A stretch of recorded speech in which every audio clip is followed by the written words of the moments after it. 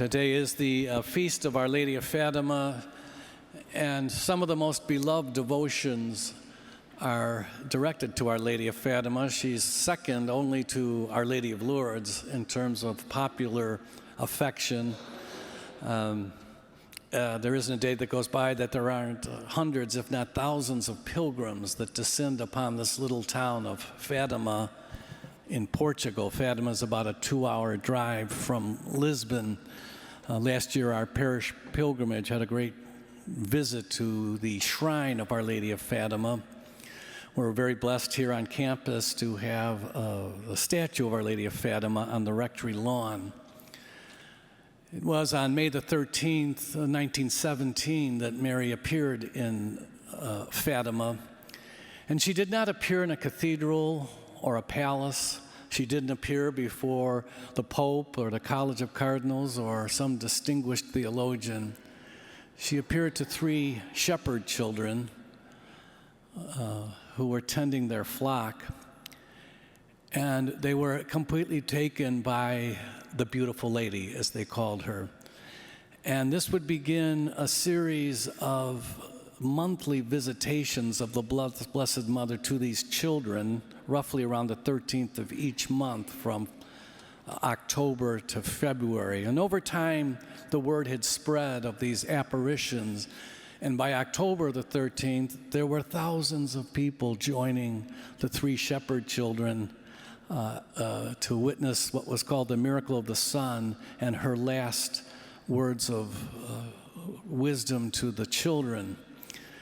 Mary's message to those children is simple but profound. You know, in 1917, the world was torn apart by World War I. There was tremendous fear in Europe and the world as to the implications of the First World War.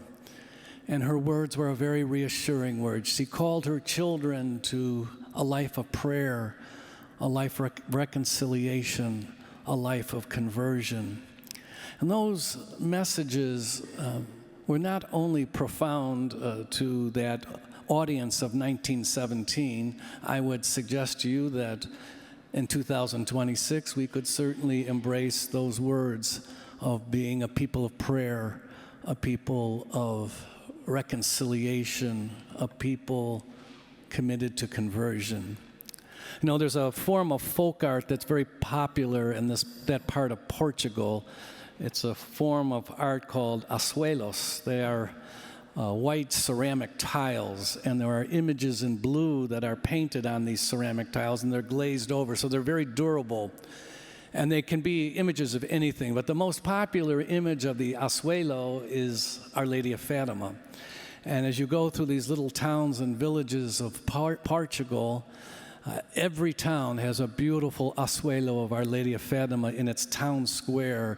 You'll see her at the street corners, up looking down on the side of buildings, in front of schools. You just have this sense that Mary is watching out for her children. She is everywhere.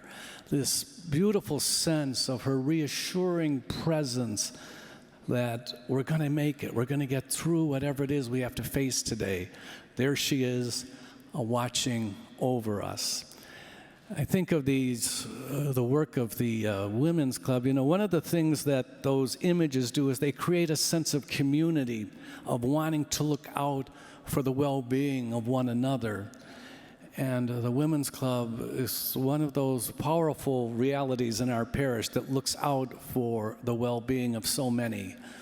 You know, in the course of a year, it'd be sort of astounding, I suppose, to try to figure out how many people in some way, shape, or form were touched by one of the efforts of the Women's Club, whether it's the diaper drive, the dignity drive, the casseroles, the countless acts of kindness to the students at Our Lady of Tepeyac, to all sorts of things, without even getting into the myriad of activities that bring us together as a parish, from the most important gathering of the year, Trunk or Treat, and then there are other things that are nice too.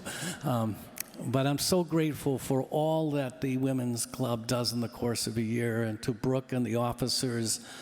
You know, what a remarkable place our women's club. Never have there been so many members. Never have there been so many guilds as there are today. What an accomplishment. In this day and age where people are reluctant to join things or be part of things, a great sign of vitality is this amazing network of women building relationships, building friendships, building community, being generous with God's graces and blessings to the needs of others. What a reflection of Our Lady of Fatima, who's always watching out for us, inviting us to prayer, to reconciliation, and to conversion. Thank you for participating in this production of our virtual Mass. Your presence means so much. Every day, so many parishioners connect to OLPH through the digital ministry.